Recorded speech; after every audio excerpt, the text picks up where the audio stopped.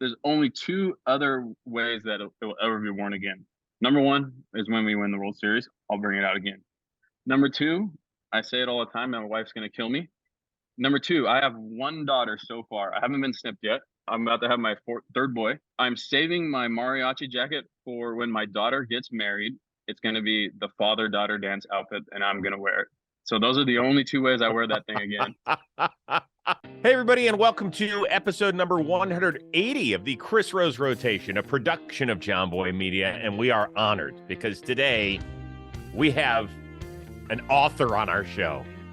He also dabbles playing baseball. He is Joe Kelly, your fine reliever for your Chicago White Sox. Oh, dude, sorry, did I get you mid-bite there? Yeah. The glory of watching me eat doesn't come often, right? My teammates, you. But yes, I just came off the field. I'm here at spring training. You see this tent? This is not my house, guys. I don't live in a tent. So just want to make sure that everyone understands that this is not a circus tent either. This is the nice tent we use for media day. So how about that? Okay, great. A little behind the scenes. For a guy who has done spring training as long as you have, does it suck? Listen up. That's a great question. My wife literally has said something similar to that before. And I think that every spring training is different because you get new teammates. This year for us, especially, we got a new skipper and a new staff. So far, it hadn't sucked. What's cool about it is I've done, let's just say, PFPs. I've done PFPs my whole career. But this is the first year that I've done PFPs in the way that I actually coach my kids' baseball team, right? So we're using, super balls.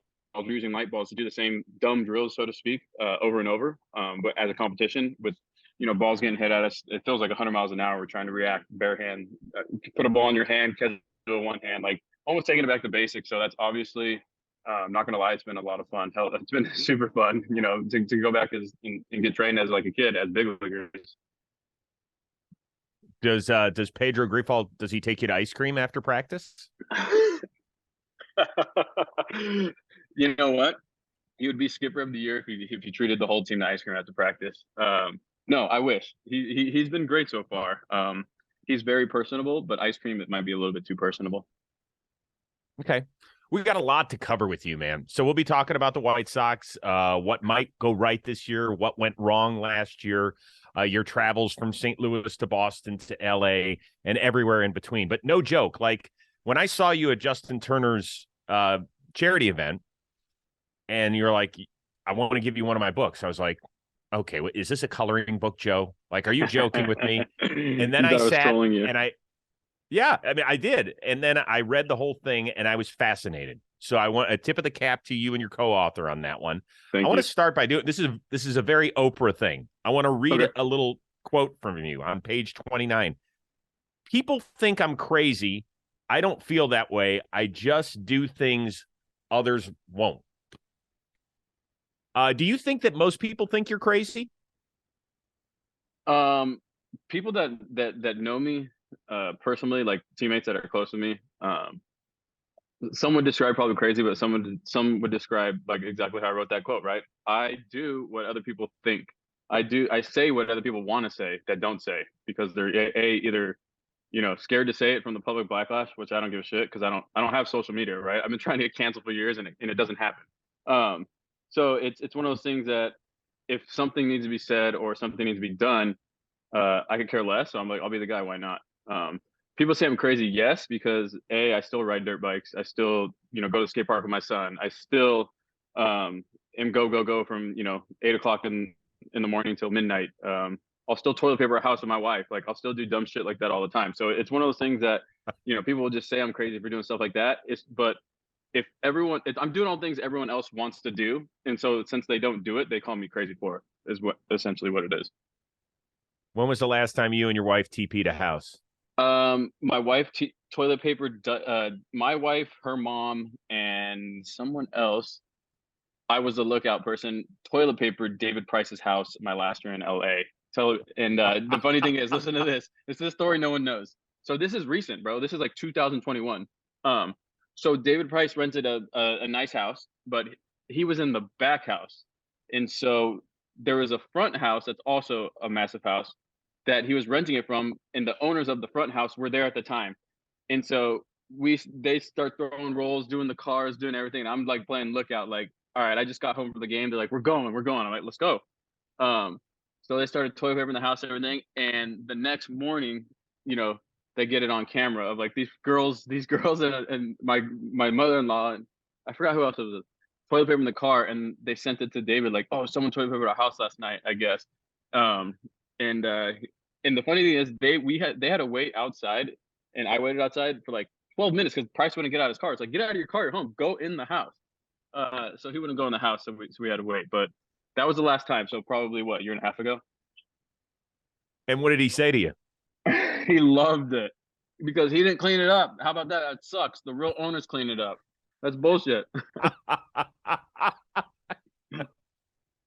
Oh, dude, I I haven't know. even met your wife. She gets bonus points already for wanting to TP somebody's house. Yes, yes, she's pregnant right now, so TP's getting is on the back burner. So our fourth kid's coming April 26th or 28th. The C-section. She'll probably be mad if she watches. I don't know, but I think the 26th. Yeah. Well, you better figure it out when it's time. I'll ask today. How about that? I'll put it on my calendar. Please. So this is your fourth child. How many? What's the oldest? The oldest is Knox. He's 7, and then I have Yeah. a boy-girl twin. They'll be 3 April 17th, and then number 4 on the 28th of April. Same this year. Hey, it's Yeah. Toronto, I so always I'm not tell. able to get out of Toronto. Oh, okay. Well, I always tell people this. I'm here. You don't have to make a child every time you have sex. The problem is I've been so many times I haven't, and then you get the bad luck. We were done, Chris. We were done. Bro, I wanted originally 5 kids, and then I was like, all right, we'll have 4. And then we had twins, and we're like, no, we're done. I was like, hey, listen, I promise I'm gonna get snipped once the season's over, but I'm not gonna do it during the season. August comes rolling around, way too late. Hey, I'm pregnant. You know, if first it went to like, I'm gonna fight you, to like, I'm sad, I don't want to have another kid, I just almost got out of diapers, to like, all right, finally, let's enjoy it. But now I have time to get the procedure done again. So let's just hope I don't miss my window of opportunity to get it done and then be stuck with 5. Keep me posted on that. But congratulations to you, and more Thank importantly, you. your We're wife, actually who does yes, who does everything. who does all the heavy lifting. That's awesome. Yes. All right, more of the show is coming your way, but first I want to tell you a little bit about Roman. Now, we've talked about what Roman can do for you a little south of the equator, but how about at the top of your head? Did you know that 42% of men experience moderate to extensive hair loss sometime during their life? Well, the sooner a person starts treatment for hair loss, the easier it is to keep the hair on the head that you've already got. Well, Roman offers clinically proven medication to help treat hair loss, all from the comfort and privacy of your own home. So Roman offers both prescription medication and over-the-counter treatments as well. In fact, research shows that 80% of men who use prescription hair loss treatment had no further hair loss after 2 years. That is a big-time deal. Now, getting started, it's pretty simple. Complete a free online visit. Then a U.S. licensed healthcare professional is going to work with you to find the best treatment plan. Roman then ships it directly in discreet packaging with free 2-day shipping. The entire process, it is straightforward. It is discreet. You can do it from the comfort of your own home. And right now, Roman has a special offer for our listeners. Use the link to get 20% off your first order. Just go to ro.co/JohnBoy today. That is ro.co/JohnBoy for 20% off. Keep the hair that is on top of your head. Keep your confidence booming. Let Roman help out. I want to go back to something you said, that you say stuff that other people are either too scared. They say it in their heads and won't put it out. Got it. You know what I mean? Say it in their heads and won't. Yeah. I think that's because we're afraid of getting roasted, whether it's on social media or anything else. Like, here's the deal. We can all think differently, in my opinion. Yeah. And if we're really going to make progress as a country in particular, we have to be able to talk instead of scream or be afraid of what comes out of our mouths that will be castigated and thrown into, okay, well, you're this, you're that. Yes. Do you agree with that? Hey, look it. let's tell Blake Trinan to knock it off. He's calling me. We're not even on the same team anymore. Um, that I love that you said that. So I've always thought the same thing, right? Everything is so guarded, right? Uh, everything's so guarded in the way that our families are. So like you keep it a tight knit family, but then you take it to another level. Everyone's so guarded. Like for me and you, right? We're gonna have cameras on us, most of the time of our day. Or you run a show, you have to be careful what you say. Supposedly, podcast is more free, right, than like talk radio or another sponsor show like you're doing. Let's just say working for Spectrum and you're doing Dodger TV or whatever. But that's the crappy part. Like I don't think 50 years ago, before like cameras everywhere, social media everywhere, like it wasn't as guarded and people were closer because of that. You know what I mean? Nowadays, if you say, something bad, it's going to stick around with you forever because of the internet. It's going to be clipped and then, you're going to be cast aside as, this kind of person, or, I don't like you for, leaning this way on a political spectrum, so to speak. But yeah, I think people aren't as close in relationships. Like me and you are talking right now. No one's close like that just because everything they say is calculated, right? Like I haven't prepared for this podcast. I was like, hey, I'm gonna get done out the field. I'm coming to the podcast. Not like I'm like writing notes or like, hey, I want to talk about this. But people that aren't built the way like me and you are, they're gonna have a calculated conversation. Like I'm gonna make sure I stay away from this topic. I'll shy away from this topic. Well, I will admit though, that yeah, I have been. Let me put it this way: you do have to be careful with what you say, particularly in my business. Okay. Of course. And I'm sure that there are things that you and I don't agree on, whether it could be politically or, the way the world is run. But I think that we could have a conversation if we don't agree. I guess that's my point, is that it's okay to have different views with stuff. And you have to truly understand that being a part of a clubhouse. You're not going to see the world the way it is for 25 different guys. Isn't that right? And I think that's why, I mean, other professional athletes get an idea of that, right? But I think as a baseball player, I mean, let's just take myself for being on the Chicago White Sox. We predominantly have probably the most, mixed bag of team in all of baseball. We have a heavily populated Latin population on our team, compared to most teams. You know what I mean? Like, let's take the Dodgers. Like, they don't have as many Latin guys as us. So, like, we have all these guys from different countries, different walks of life. You have to be instantly okay with what someone believes, number one, how someone acts, number two, like all the way down to the food, all the way down to like what kind of music, all the way down to like, hey, I haven't had showers like this, for the earlier part of my life, for my first 18 years of life. If I take a long shower, like you have to be okay with that. Like, all right, I'm gonna wait my turn for, blah blah blah, this teammate, or, you have to be okay with these things right away because number one, you're all playing for the same team, right? You're all pulling for each other. And if you don't, you've seen the game, those guys kind of get weeded out pretty quick, right? If you can't adapt with anything in life, number one, if you can't adapt to someone's culture, you could easily get weeded out of the game of baseball. But I wish that other people would have the opportunity, not because, we play baseball, make a lot of money. It's great. We play a kids game, but I wish it was a melting pot of like my everyday life that someone else could see. Like, because there is so many disagreements throughout the whole entire day. Disagreement on way, if I'm hurt, I'm talking to my head athletic trainer. I did my own research. I don't think this is the right way to do it. I know this is your job as a professional, but I don't like the way we're doing this rehab thing. Hey, have you ever thought about this way? Like, and there's no animosity after that. Regular conversation. Even if the tone gets a little bit loud, at the end of the day, it's not like I'm going to come back the next day and be like, F off, like I'm not going to talk to you, because then that you become a cancer and then you're out. So we have disagreements all the time, but as a professional athlete, you have to learn to deal with it. And I wish like normal people would be able to understand that it's okay. Like, I hope you don't agree with me, because yeah, it's going to be fun to battle each other with like a debate. And then after that, let's say, whatever, you like that, I like that. Okay. Good thoughts. Your book is called A Damn Near Perfect Game. You are very open in it. You talk about your father being an alcoholic, how he basically ruined your baseball experience as a kid, that there were times where you wouldn't continue to pitch or play until he was booted from the field. What's your relationship like with him now?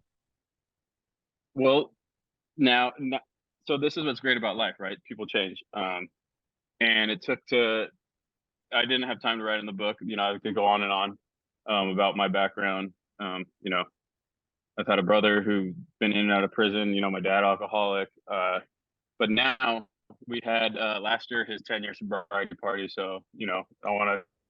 Great. It's like I said, people adapt. So the first part of my life, I loved my dad as him until I started realizing what the problem was. And then we obviously I wrote my book. We had our issues, right? But now, uh, I think he's an unreal parent. I'm obviously an adult now. I think he's an unreal adult, unreal person. Obviously, 10 years sobriety is huge, but he's a completely changed man. And it took to pretty much him being like on a deathbed, right? When back against the wall, all else, if you don't change, it's over. And he did it. That's one of the hardest things to do is break addiction. But yeah, I was as a kid, I played baseball. I was introduced to baseball from my grandfather. My grandfather and my mom actually wanted to sign me up for t-ball. My dad told my mom like, not playing baseball. That's for pussies, literally. So my dad was a football player. Scholarship, played at Vanderbilt. My dad caught a game-winning touchdown against Alabama. It was the last Vanderbilt team to beat Alabama in Tuscaloosa. And then my dad signed with the Chargers, didn't make the team, and then he played arena football. So he was a football guy. And so when my grandfather and my mom said, let's put him in baseball, my dad literally said no. Good thing they put me in, right? But yeah, so, I mean, I played baseball and then I played football, I played basketball, I played all those my whole life. And it wasn't until I got older until I realized the kind of the problems of, the drinking of, why do we stop at the gas station so many times before practice? And, why is it always a Gatorade bottle mixed with, something else? Why is the emotions of, nice and the thoughts all jarred? Like, why can't he focus? Like, it's just like as an adult, I could see it's a dead giveaway. Um, but yeah, so I mean, it was a way for me to get away from it. Obviously, I got a scholarship to go to college, and it was like, oof, thank God, like I'm out. But obviously, I played a little bit too close to my home. And I said in the book in one of the chapters, my coach can remember this to the day. I just became a pitcher at the University of California, Riverside. My dad would show up to practices, and I warned him. Like, we've been in altercations, we've been in a punch, like we've been in like a mini fights. I punched him before playing basketball. And he showed up, and I showed up to practice, and I told my head coach, I said, I'm not pitching, I'm not playing. I'm done. He's like, what are you talking about? I said, my dad's over there, and I told him that he's no longer allowed to come.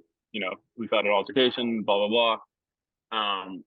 And so it took me yelling at him, and then it took for my coach walking over there, and multiple coaches walking over, like, you need to leave, or we'll call. Like, we're gonna call security, we'll call the police, whatever. And that's one of the hardest things I've ever had to deal with on a baseball field, right? Because I'm a freshman in college. I'm around a whole bunch of new grown men. I just am 18 years old. Um, and then for the embarrassment of myself to have to be on a baseball field and try to explain, there's not very much talking after that. People are like, what the hell is wrong? Like, to try to explain this conversation after the fact happens of, A, this is what happened. B, this is like, they're like, what's this kid doing bringing in all this drama?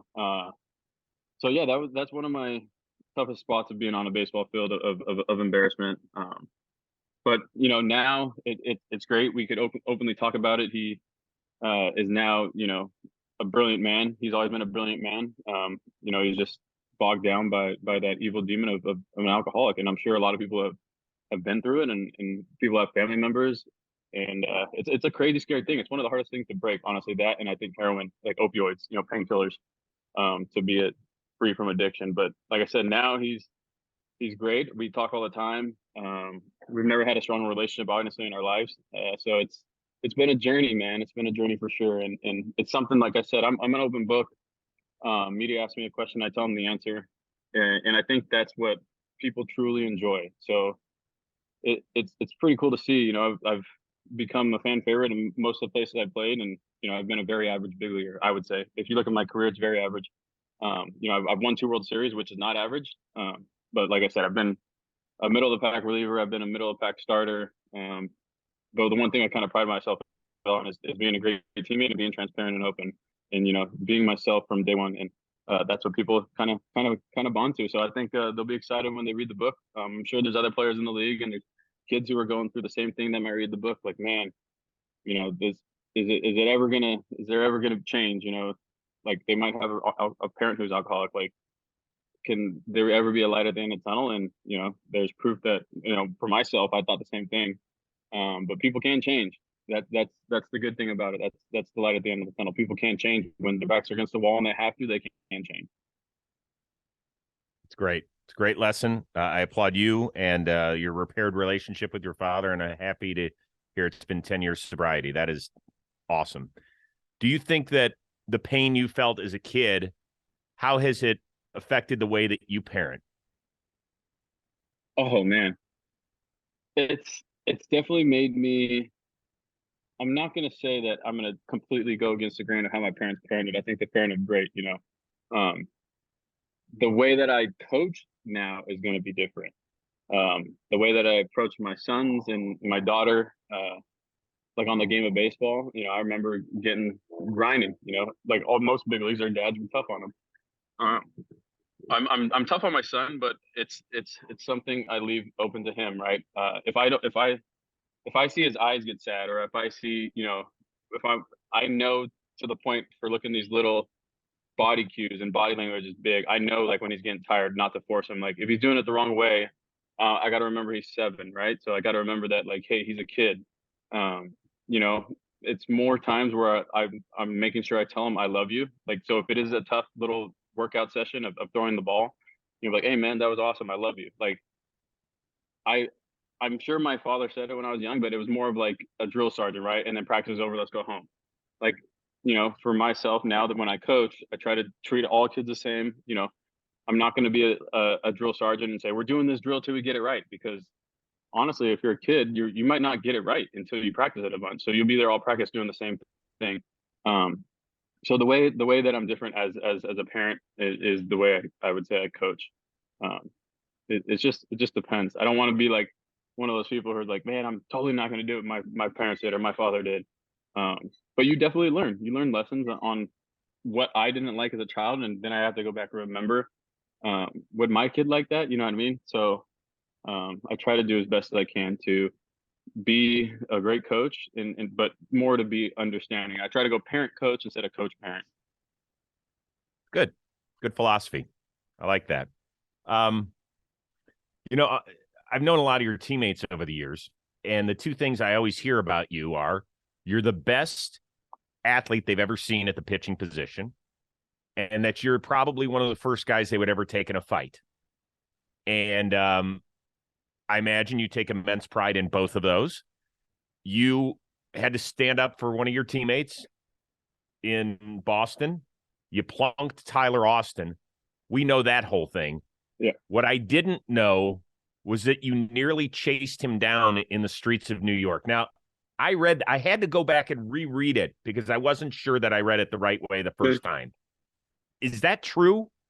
It it is definitely a true statement. And it was more of I've had to learn as I gotten older to kind of realize when my fuse is about to blow.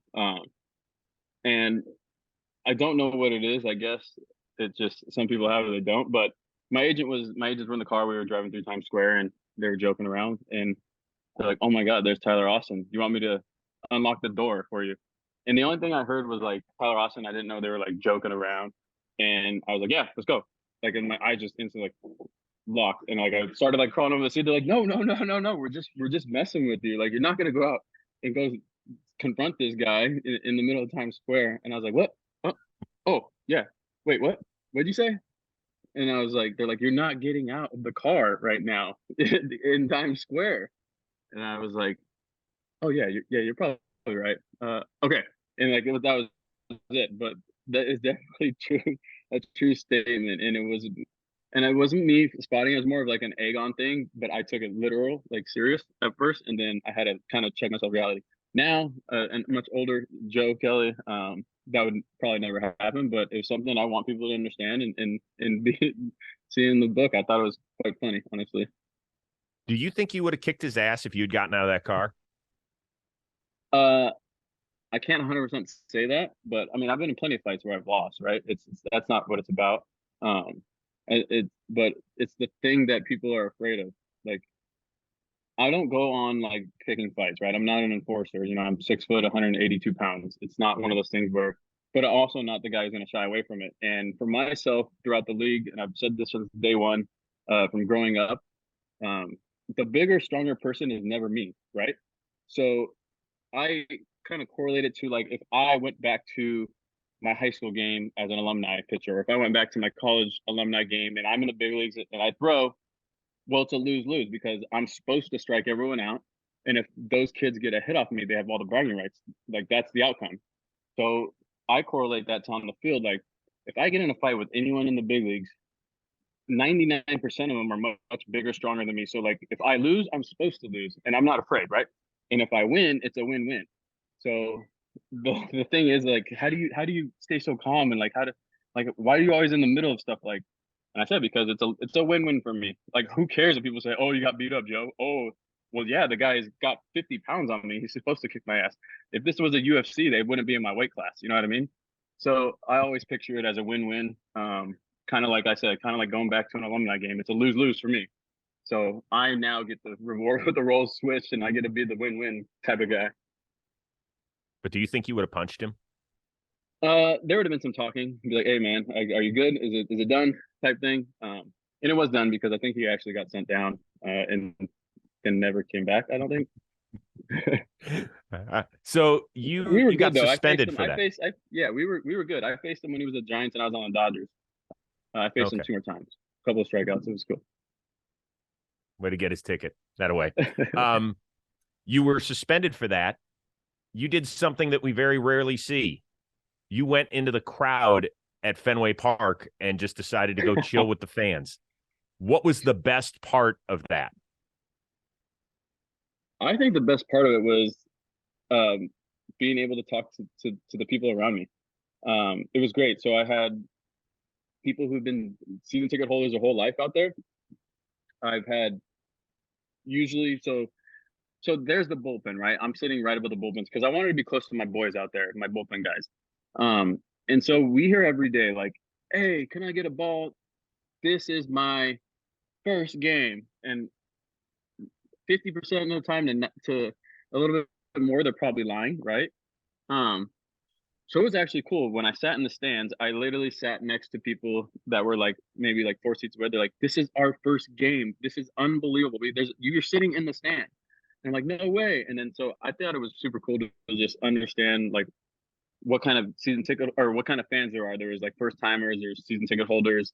And then to take in the game as as a professional athlete watching my team play from the stands was beautiful because when I was little, I mean, I went to maybe five or less Major League Baseball games, and I was a kid, so it's hard to remember.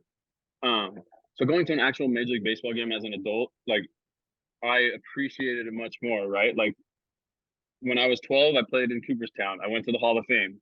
At 12 years old, I didn't give a crap. I went back when I was much older in the minor leagues, and I was like, "This is sweet. The Hall of Fame's awesome." But it was like I had to get that feeling as like, man, I wish I would have understood as a kid what it was like to actually go to a major baseball game. But luckily enough for me, I was like, you know what? I'm suspended. All the rules say is I'm not allowed to be dressed out. I'm not allowed to be where team personnel is in the rules. I was like, well, I'm not going home. I was like, hey, I'm gonna go sit in the stands. Can you find me tickets? And they're like, we'll just go to open seats and we'll. So I had security like walk me. Um, I got to sit at Fenway. It was cool. Then I went up to a suite. It was the first time I met like Julian Edelman, Danny Amendola. A lot of the Patriots guys were there, and they were like, Joe Kelly sitting in the seats, like, bring him up here. We want to meet him. And I was like, wait, they want to meet me? I'm like, okay. So I went up there, got to talk shop with them. Back when I chew tobacco, don't do it, kids. They were like, hey, you got some dip? Like, we like dip too. And I was like, what, football players dip? They're like, yeah, we dip during the games. And I was like, all right, I'll give you some dip. So it was a great experience. And then, I went on the road, went up in Toronto, and I was like, hey, I'm gonna start wearing one of my favorite bullpen. Like, I'm gonna wear the bullpen's jersey. So I went in Toronto. I grabbed Heath Hembree's alternate jersey. I put Hembree's jersey on, and I was like, guys, look for me.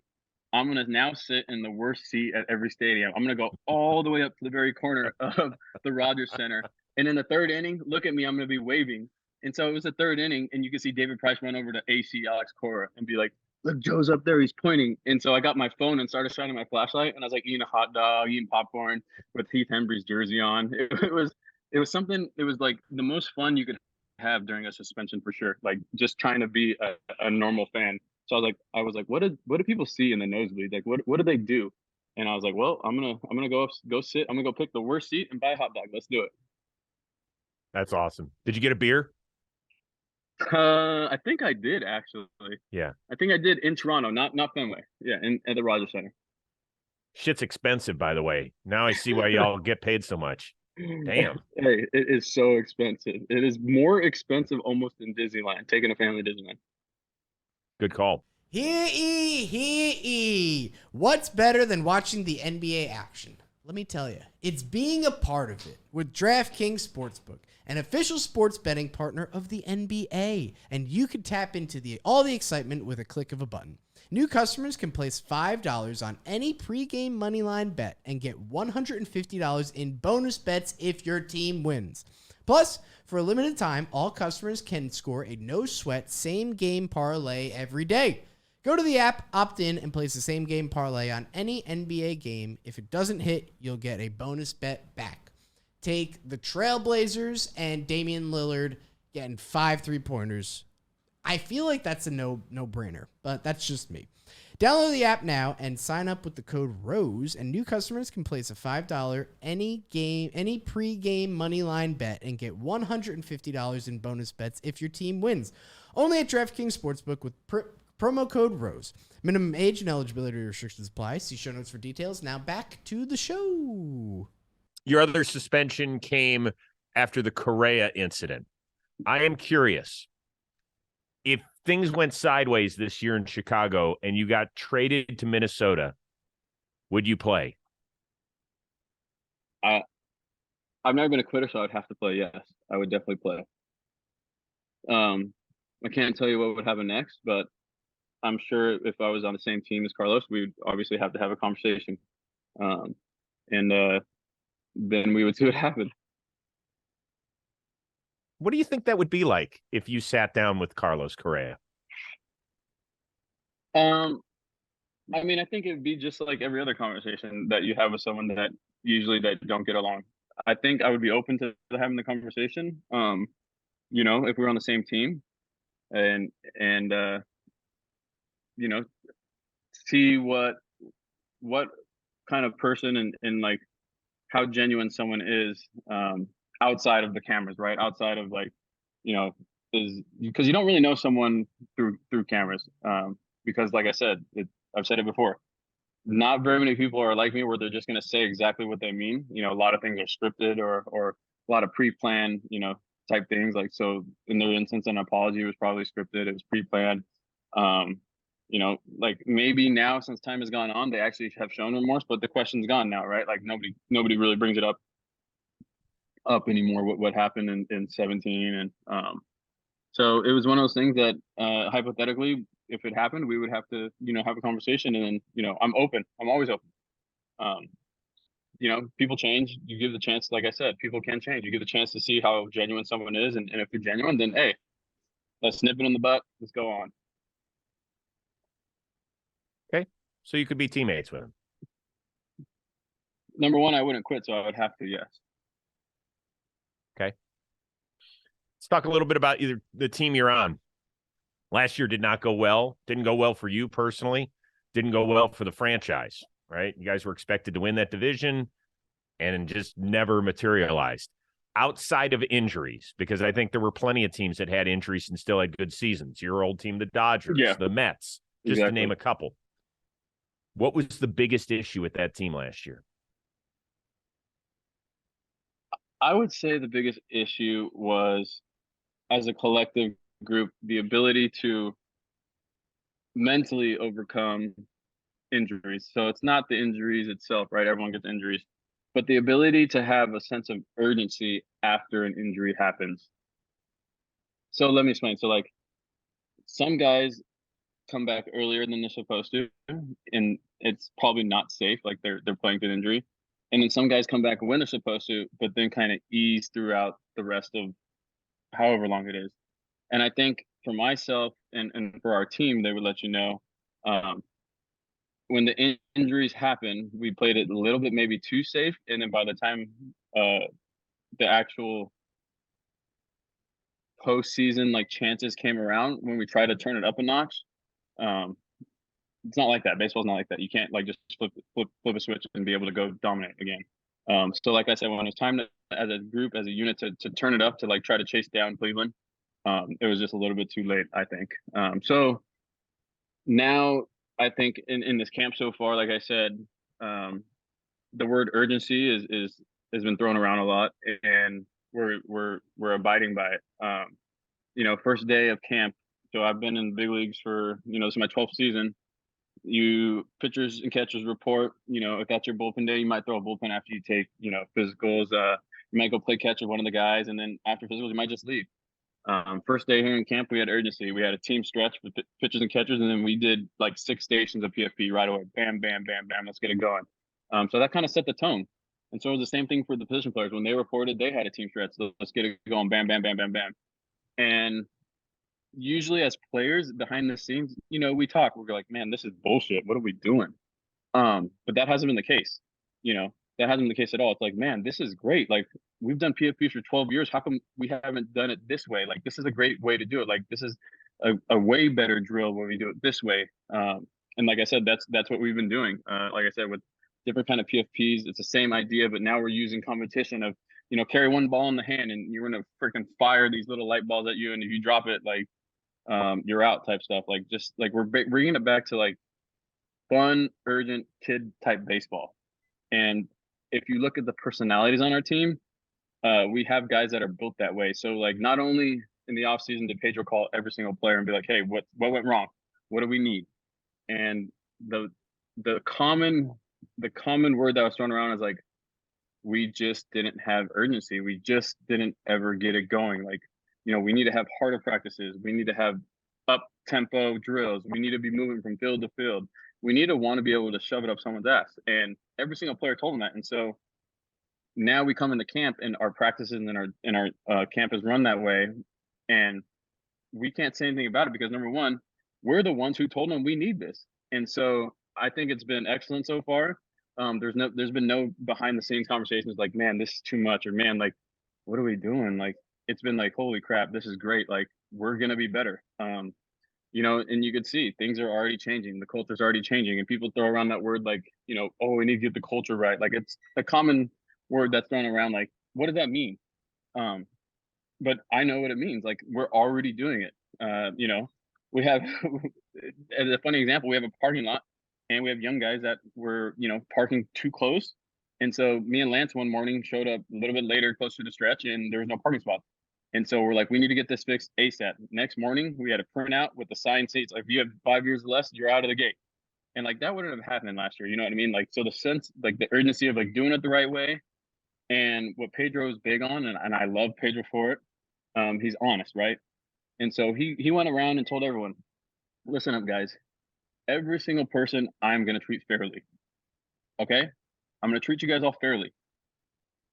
But the next thing he said, which really blew me away, which I love, he said, but we're not going to treat everyone the same. I will treat you fairly, but not the same. And so it's not just being, it's not just like an open-end comment, like we're just saying it and then it doesn't happen. He was right. One day went by, 6 hours later, they got a sign that says, hey, you can't park here. Everyone's gonna be treated fairly, but not the same. And so, like I said, urgency and the kind of culture we're building here already in the past, let's just say 4 days of position players being here, but like from the get-go of pitchers, past 10 days, you've already seen us turn the page from last year and starting to build on this year. And you're already seeing like the word culture is actually meaning something. So that's awesome. The average White Sox fan that hears that might say, okay, that's great. Boy, Tony La Russa fucked this thing up last year. That's the perception that when some people, it's such an easy way to put it, right? And the perception thing is great. Like, But if you ask every single person in that clubhouse, it was our fault. It was the players' fault. Number one, we didn't perform, and number two, we didn't have the urgency to perform after we got hurt. And people are like, "Oh, Tony, Tony this." I loved Tony, but listen, it could have been Jesus Christ himself coaching our team last year, and it would have been the same outcome. I mean, we had after Tony had his health problems, which was not fortunate. It's very unfortunate. We had Miguel come in, and we were still the same 500 team. We had a 500 record when Tony left, and we had a 500 record the whole year. It like I said, it didn't matter who the staff was last year. It was just us as players not taking the accountability of wanting to like get going. And now we have a whole new staff, but their job is to make sure we hold ourselves accountable as players because we told them what we wanted. And now their job is to keep us doing what we have told them that we promised them that we would do this year. And I'm not talking about stats. I'm talking about as a unit, as a team, we need to go out there and play baseball. And that's all we got to be focused on from, pitch one to the very end of the game. But like I said, the fans could say that, but like coming from me, we were still 500 without Tony. You know what I mean? It wouldn't have mattered. I just got a few more here because I know you got to pick your kids up. But yeah, no worries. One thing we talk about a lot on the Rose rotation is how you deal with failure. As a relief pitcher, I mean, you're like a defensive back in the NFL. Like you're going to get toasted sometimes. You just got to get. But when it doesn't come together for an entire season, like pretty much it didn't go right, and you got a late start because of the injury, and then it never seemingly got on track. Was that the toughest year of your career because of it? It was the toughest year. I've had tough years like that before, but it was the toughest year because not only did my performance never get going, like stink, right? It's easy to not think about it. Like I never really think about myself. It was the toughest year because as a unit, we never got going. Also with myself not performing. I've not performed plenty of times, but then, the team's going ahead and winning. So I've never really cared about, numbers. But when you're not doing your job and say you blow a game at that point, and that's failure, like you're talking about, it hurt even more. So I'm going to say the year hurt even more if I didn't do my job personally, because as a unit, we weren't doing it. So like when let's just say blow a game, it felt like 10 losses. Cause like, man, we try to get it going so hard, put so much pressure on ourselves to get it going that when I blew it, it felt like I took 10 losses because I'm like, dang it.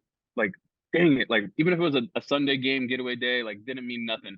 Like, it was early on in the year. But as the season went along, you could feel that, I'd say, kind of like pressure. Like I never put pressure on myself to succeed, but when I did fail, when I really got time to think about it, like, man, like I'm supposed to be the guy to help to like get it going type thing.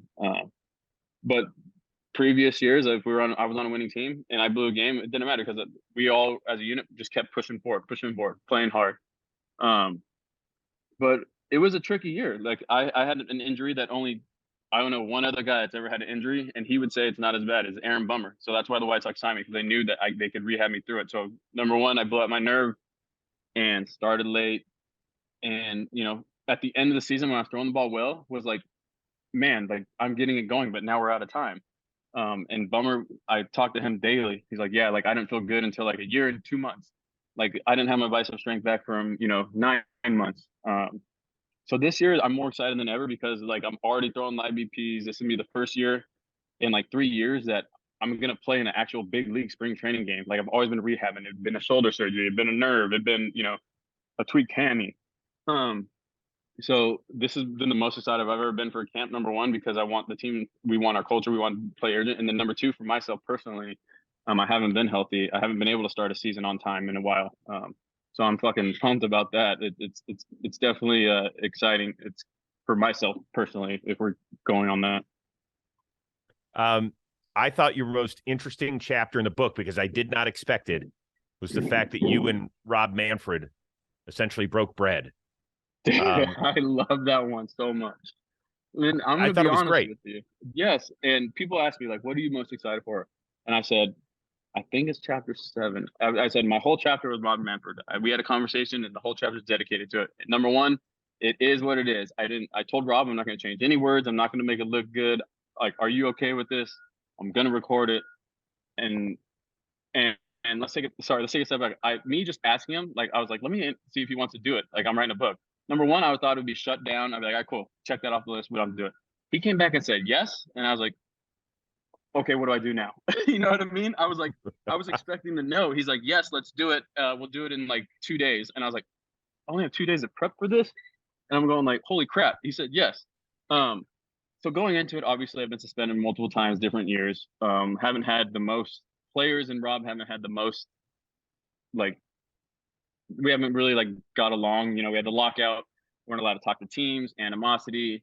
And I saw the change of, you know, obviously he came to each team, talked to the veterans of the team, the leaders after the lockout, having like, hey, we can't do this again. It was my fault. I told the team not to talk to you.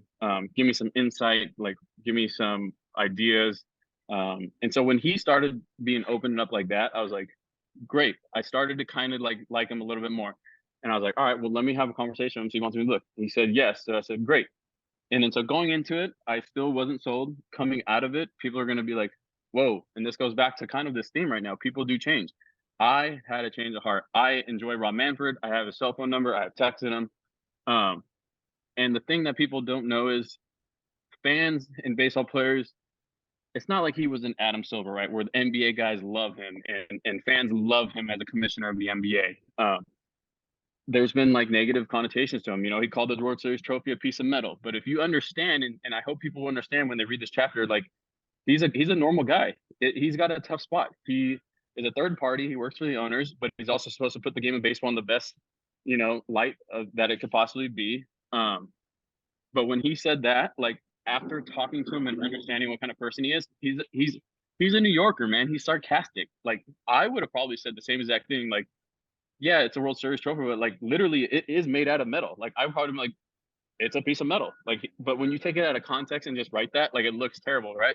But now understanding him, having the conversation, I've had a change of heart. I think he is the right guy for the job. I know it's hard. I think he is actually cares about baseball. And people are like, oh, these rule changes, like they're changing the game. They're blah, blah, blah, blah, blah. No, he made these rule changes because it's bringing back the old game of baseball that's been played for 100 years. And what really touched me was that he has the authority to make a rule change whenever and instantly. But he's kind of like throwing some fillers out there going like, start with the minor leagues. Hey, what do you guys think about this rule change? He's asked the players before he did it. You know, what do you do about this? What do you think about the pitch clock? Let's try it in the minor. So he started weeding it in there when in retrospect, he could just be like, nope, pitch clock June 1st. And we'd be like, wait, what? And he had the authority to do it, but he didn't. So he really does care about the game of baseball. And the normal person would be like, why are they doing all these rules? But if you look at the game when I was a kid, pitchers were throwing the ball on their own within 15 to 20 seconds. You know what I mean? This was already happening. You know, people weren't shifting crazy. So there was glove guys. There was David Eckstein. There was super athletic infielders who actually were glove guys and couldn't hit. Now, not to harp on it, but like we're sticking bat first guys in the infield because of the shift and like turning outfielders into infielders, turning first basemen into middle infielders or second basemen because of the shift. So what he's doing is bringing back the athleticism of baseball, which I'm so pumped because now fans are gonna be like, damn, baseball players are athletic. So no shift, you better put athletic people in the middle infield that can make plays. And I don't care if they get hit because now you're trying to save runs because there is no shift and there's so many strikeouts. So he's creating jobs and bringing the true nature of the game back, making the bases bigger to, you know, make people steal bases. I mean, back in the day, everyone stole bases. You know, there was catchers stealing bases. Jason Kendall was swiping bags, like guys like that. So all these rule changes are just bringing back the beauty of baseball. And people will start to understand that once they see the pace of play, once they see people are stealing, once they see super athletic guys playing infield, they're gonna be like, okay, this is what I watched 40 years ago, and the rule change made it do that. So he's not making the rule change to change the game. He's just trying to bring it back to what has always been the game of baseball to me. I thought it was an excellent chapter. I was shocked by some of the back and forth. Yes. Yeah, I loved it. Yep, it was excellent. Are you guys practicing the pitch clock, by the way, and has it been a pain in the ass? We are. We're doing it in the bullpens and we're doing it in lives. And there's buzzers when you don't get it right. It hasn't been a pain in the ass. The only time I think it could come to be a problem if you're not used to it is if, say, you cover first base and hey, you got to get back on that mound. You can't like you can't like slowly walk your way back and like take a breath and stuff like that. So I think probably every other team is probably doing what we're doing. Like we're pitch clocking it from, every time you get on that mound, we're pitch clocking it, whether it could be dry work, whether it's actually throwing a bullpen, whether it's facing your guys in live BP. You got to get ready because it is fast. It is fast if you've never done it. Have you been buzzed? I've been beeped. It's a beep. I was beeped in my first bullpen twice, and I threw like 22 pitches, so that's not bad. I mean, 2 balls. I throw balls anyways. Yeah. It's just less throwing of the funny. balls. I'm saving my arm if I'm throwing it. You know what I mean? That's funny. 2 more. What have you worn more recently? One of your World Series rings or your mariachi outfit? Oh. So it's been my World Series ring. So my mariachi jacket is in my closet, and there's only 2 other ways that it will ever be worn again. Number 1 is when we win the World Series. I'll bring it out again. Number 2, I say it all the time, and my wife's gonna kill me. Number 2, I have 1 daughter so far. I haven't been snipped yet. I'm about to have my 3rd boy. I'm saving my mariachi jacket for when my daughter gets married. It's going to be the father-daughter dance outfit, and I'm going to wear it. So those are the only 2 ways I wear that thing again. And my wife says, no, you're going to embarrass her. You're going to embarrass our daughter, Blake. And I'm like, hey, that's it. This thing is either White House or your wedding. That's it. Two pretty special places. It's That's fair, good. right? Absolutely. All right, let's spin the wheel of moderately interesting things so you can go pick up your kids at school. All righty. All right. Yeah, I wanted to hear this one. What does it say? No, I'm going to do this. Giving mood. It was yellow, but I changed it. I changed it on the fly. Stranger Things. I like this one better for you. Okay. Giving mood. What was the last big gift you got somebody? The last big gift I got somebody. I gave my wife a 4th kid. I'm just kidding. I'm just kidding. That sounds so cynical. I am totally kidding. It's gonna be. Don't cut it. Leave it in there. You think a lot of yourself, don't you, Joe? No. The last big gift I gave someone. I'm gonna say. So I don't spend a ton of money on personal things, right? Like this is free. I've worn the same Vans and sweats all the time my whole life. I don't buy clothes. But vacations and travel are things I do like to spend money on. So me and my wife took a little baby moon to Cabo. We stayed in, I guess, the nicest hotel there. And we had a very, very great time. Our last kind of trip before we have our 4th child. So that is the last giving thing as a couple, as a family. Me and my wife did, spent the big bucks to enjoy ourselves for 4 days. Where'd you stay? Las Ventanas? We stayed at the Abu Raj, the Esperanza. It's like the one Esperanza. in Sedona. Yeah, it's super cool. Yeah, that's big time. That's big time reliever dough right there. That is big time reliever dough. But like I said, I don't spend money on anything else, but travel and vacation. Okay, cool. No cars, no nothing. The book is out February 28th, correct? Yes, sir. February 28th, okay. The Damn Near Perfect Game, and it's Amazon. You could get it there, or Barnes and Noble pre-order. But yeah, Amazon's probably the easiest. I will tell you this, everybody. Like I said, I know you a little bit from interviewing a couple times over the last decade. I thought it was great. I'm not just saying it because you're on the show. I thought it was excellent and really, really well done. It's a good, fast read. It touches on a lot more than just baseball, but obviously that's the intertwining factor here. So I wish you best of luck. Congratulations on child number 4. You. I hope your wife is feeling well. And thanks for supporting the Sox with the hat. Well, I only do it when you and Giolito come on. Giolito's a regular on this show, and yes, I always tell him this. He let me know. He goes, Joe, you're about to be on the Chris Rose rotation. And I said, how'd you know? He's like, oh, I know. I was like, all right. Yeah. Well, let's do it again, man. Absolutely. Absolutely. I got a few plans for you, actually, that I'm going to talk about you offline. Right. So have a good start to your year. And, thank you so much. Be healthy out there on top of everything else. All right, my man? You said it. That's the key. This was a fun time. I enjoyed it. Thank you. See you guys. Right, for our outstanding, one-of-a-kind producer, Robbie Scirocco, and thanks, Robbie. Author extraordinaire, Joe Kelly. I am Chris Rose. We'll see you next time here on the Chris Rose Rotation, a production of John Boy Media.